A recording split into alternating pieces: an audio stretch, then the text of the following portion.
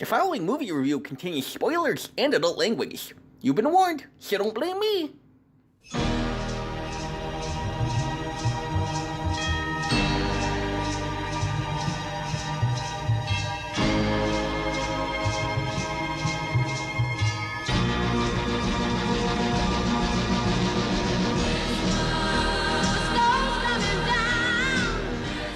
Hello, fellow movie lovers. I'm Manny, the Movie Aficionado, and today we're taking a look at everyone's favorite Christmas film. No, not that one. Not that one either. That's not it, but I think we should take a moment of silence for those who were lost during the events at Nakatomi Plaza in 1988. Okay, now where was I?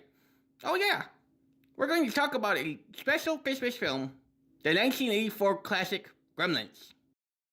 Gremlins takes place in the snowy small town of Kingston Falls, where just days before Christmas, everyone is getting ready for the holiday.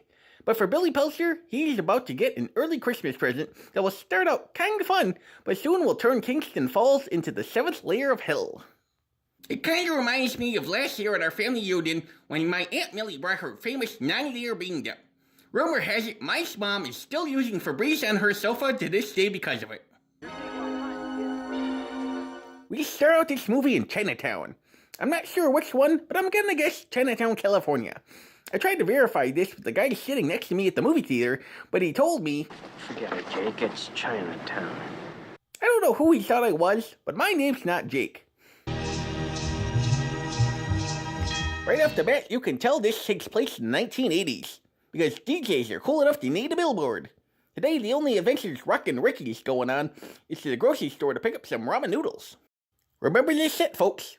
It's only 1984 here now, but next year, you're gonna see some serious shit. Hollywood abuse, folks. It feels like Christmas already. Hey, Billy, what's the matter? You need a jump? Say hello to Mr. Futterman. He's the nice neighbor type that is willing to help, but something tells me he probably voted for Trump in the last election. Goddamn foreign cars. That's a pretty nice movie theater you have there.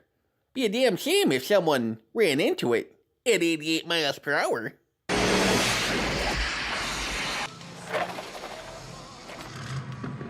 Crazy drunk driver. Climate change is real, folks. So real the snow has already melted from this California mountainside. I hear the owner of this bank made some bad investments, but on the bright side, it turned into a really cool cafe in 2015. How Hover converts your old road car into a skyway. Billy, will you sign this petition? Yeah, sure. What's it for? We're trying to have Dory's Pub declared a landmark. Mrs. Deagle's trying to take his lease away. That's when my dad proposed to my mom, you know. That's where everybody's dad proposed to their mom. Apparently everyone was drunk off their ass when they got engaged. Are we sure Kingston Falls isn't in Wisconsin? Mrs. Harris, the bank and I have the same purpose in life, to make money, not to support a lot of deadbeats. Mrs. Deagle, it's Christmas! Well, now you know what to ask Santa for, don't you? Mrs. Deagle is one of those ladies you would call a real see you next Tuesday. Hey, Kate, you haven't seen my new apartment. I haven't seen your old apartment. Come on, we're talking cable. Cable isn't gonna get you booty like that, Gerald. You should've got DirecTV. Holy shit! Mr. Peltzer invented the Furby! He's gonna be a millionaire! Has it got a name, Dad? Yeah, Mogwai. Scratch that. False alarm. You know, you should just buy orange juice in cartons. It's a lot easier. Pete's going places in life with common sense like that. Gizmo accidentally inspires the plot for Talladega Nights, the Ballad of Ricky Bobby. Gee, Billy, where can I get one of those? I don't know. This is the only one I've ever seen. Just to throw it out there, I'm willing to bet Mogwais and Grabwais come from the same planet because no one has ever seen them before. Look at that, folks. It's a PG movie, and you still get to see hairy balls. The Peltzer Pit. This could really be the big one. We already went over this, Mr. Peltzer. Furbies are the big one.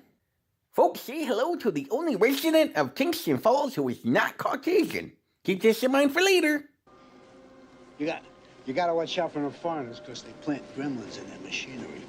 Yep, Mr. Futterman definitely voted for Trump.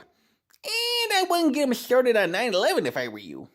It's true. The suicide rate's always the highest around the holidays. Ladies and gentlemen, meet the original Debbie Downer.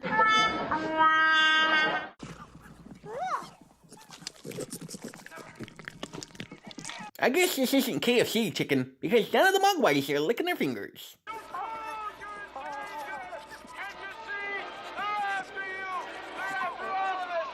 This is what you call convenient foreshadowing. Convention's great. Yeah.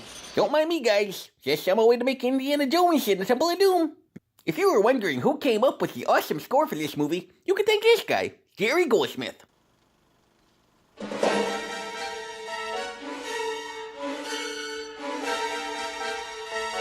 Well, it's officially a horror film now, folks, because the black guy dies first. High above the tree with a voice. Too bad the music ended. Maybe we can heighten the suspense?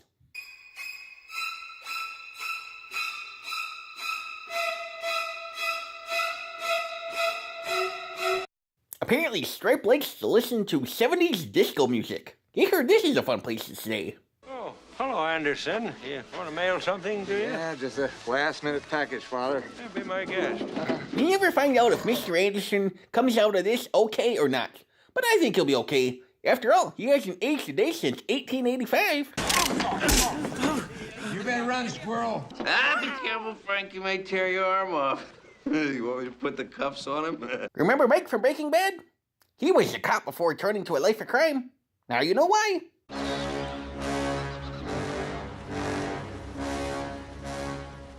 My God, Fry. That was Mrs. Deagle. We come to the point of the movie where we have to contemplate. Are Gremlins the good guys or the bad guys? After a long night of raising all kinds of hell, even Gremlins need a drink. Hey, I didn't know Harvey Weinstein had a cameo in this movie too. I usually don't get offended by scenes in movies, but I find this scene offensive.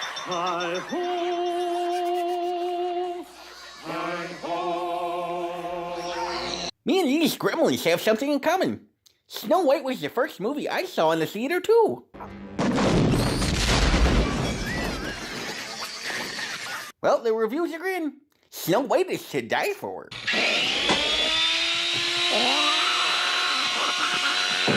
This little montage of Stripe trying to kill Billy with the merchandise from the store looks much cooler when Denzel does it.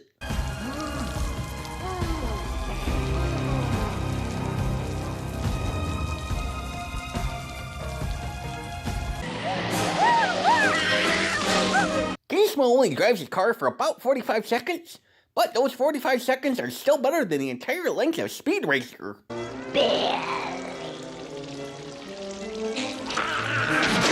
Since there are already so many cameos in this movie, I think it could use a Samuel L. Jackson one right about here. I count 6 shots, nigga. Do with Mogwai what your society has done with all of nature's gifts. You do not understand. You are not ready. And here's the moral of the story from Mr. Wing. Well, that's the story. Well, folks, that's it. Everyone lived happily ever after. Well, for 6 years anyway, until shit hits the fan again.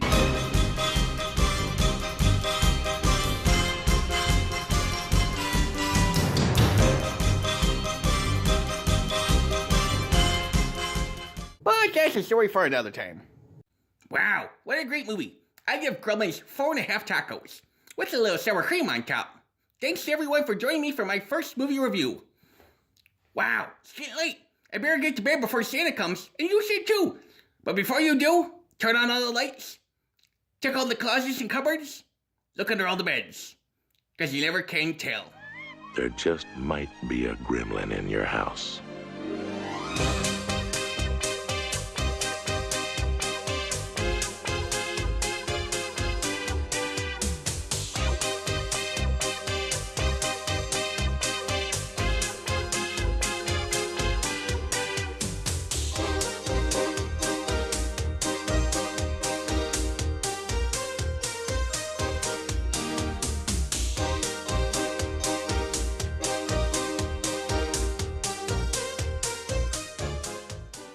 Has it got a name, Dad?